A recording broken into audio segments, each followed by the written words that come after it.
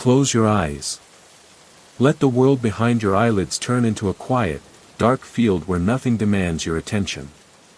Let the noise of your surroundings fade until there is only the rhythm of your breathing.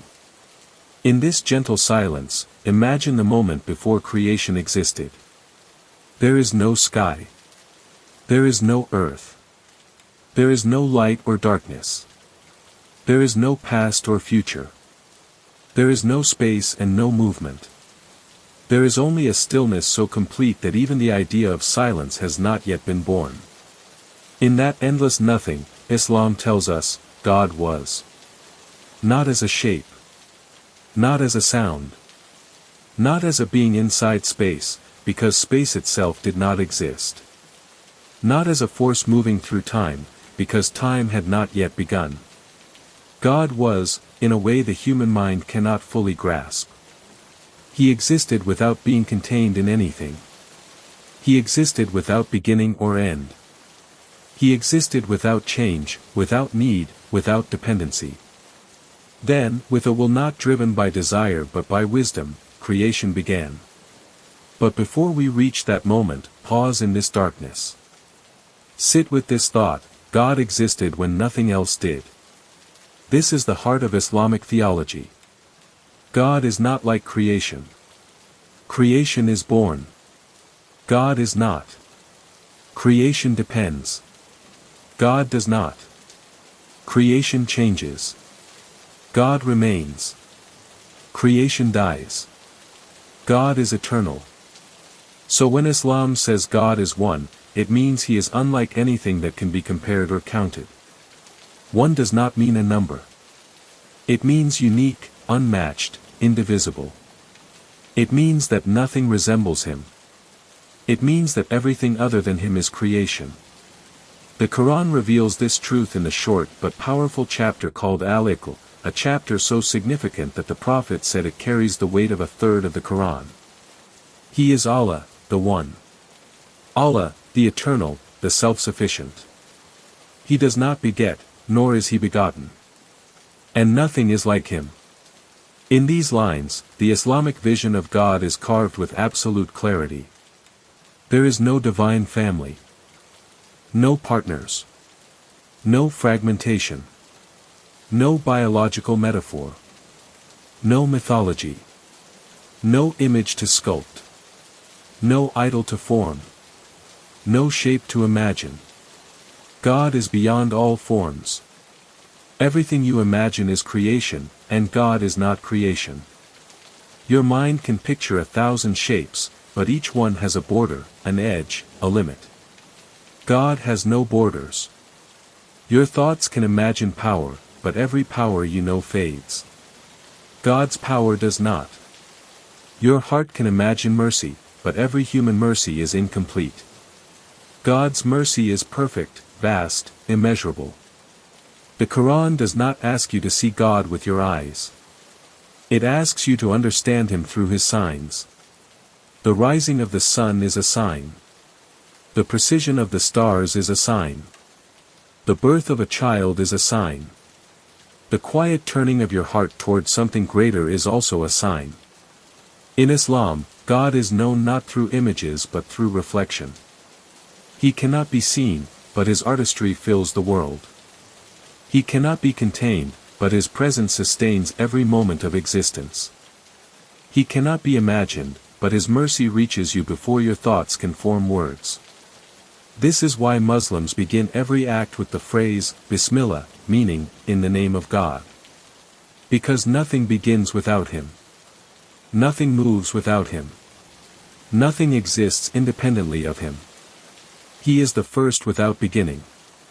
He is the last without ending. He is the most near to the broken-hearted. He is the most high above all creation. He is closer to you than your jugular vein, yet nothing like you. He hears every whisper, even the ones you never say out loud. He knows every fear, even the ones you cannot name. He witnesses every tear, even the ones you never allow to fall. And now, as these lines reach you slowly, let me ask you something gently, as a way of grounding you in the present moment. Where are you listening from right now? Which city holds you as these words unfold? And what time is it where you are, in this exact moment, as your mind drifts between thought and silence? If this journey is giving you something, calm, depth, reflection, then consider subscribing to the channel. So you stay connected to these long, slow, night-drifting explorations. Now breathe once more. And let us return. Islam teaches that God is not only the creator of the universe, but the sustainer of every moment within it. Creation is not like a clock that God wins and leaves. Creation is like a flame that continues only because His will sustains it.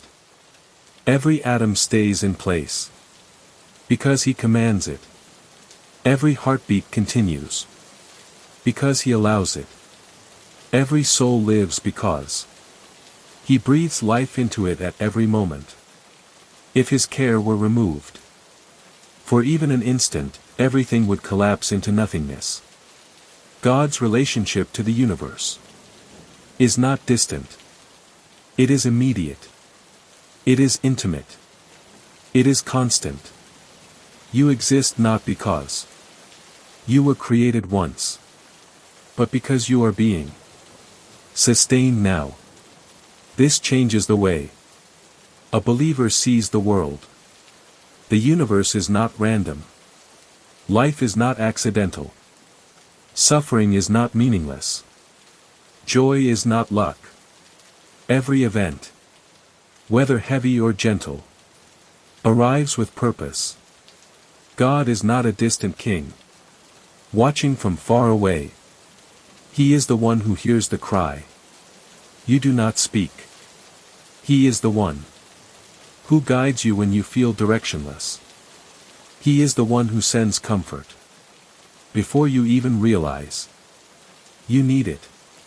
Islam's God is both transcendent and close, above creation, yet present in every detail, beyond imagination, yet nearer than breath, majestic, yet merciful, exalted, yet responsive, powerful, yet gentle. He is the one who forgives before you finish asking. He is the one who knows your mistakes, yet still writes your future with kindness. He is the one who turns moments of despair into turning points of growth. He is the one who gives people strength they never knew they had. In Islam, God's attributes are like windows into His perfection. He is all-knowing. He is all-seeing. He is all-hearing. He is all-wise. He is all-powerful. He is the most just. He is the most merciful. None of these are pieces of Him, because He does not have parts. They are descriptions of His perfection, expressed in language we can understand. Language reaches only so far. The reality behind the language is greater. That is why Islamic scholars say, whatever you imagine, God is other than that. He is the creator of imagination itself. He is the creator of consciousness. He is the creator of your ability to ask who He is. And yet, in all this vastness, He says, call upon me, and I will answer you. The one who created galaxies bends His attention to your voice. The one who sustains the heavens listens to the trembling of your heart. The one who controls destiny invites you to speak to Him at any time, in any place, with any words. This intimacy is one of the most beautiful aspects of Islam's concept of God. You do not need a priest. You do not need a temple. You do not need a ritual mediator. You speak directly. You whisper directly. You cry directly. You confess directly. You return directly. No barrier stands between you and Him except your own hesitation. God is not distant. God is not unreachable. God is not hiding. It is the human heart that sometimes hides from him. But even then, he calls gently, "Come back." And when you do, he welcomes you even if you return with a lifetime of mistakes. His mercy, the Prophet said, is greater than the love of a mother for her child. This is the God Islam invites you to know. Not a God of wrath, but a God of balance. Not a God of fear, but a God of justice. Not a God of distance, but a God of intimate knowledge. Not a God of form, but a God of pure reality. Not a God shaped by humans, but a God who shapes existence. In this understanding, worship becomes more than ritual. It becomes alignment. You bow not because God needs your bowing, but because your soul needs humility. You pray not because God gains anything, but because prayer anchors you. You remember God not to remind him, but to cleanse the fog from your heart. The Islamic God is not fragile. He does not tire. He does not weaken.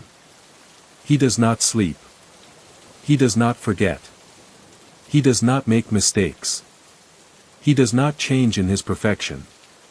He is always what he has always been. And he will always be what he is. This is why the believer finds peace even in chaos. Behind every event is a wisdom.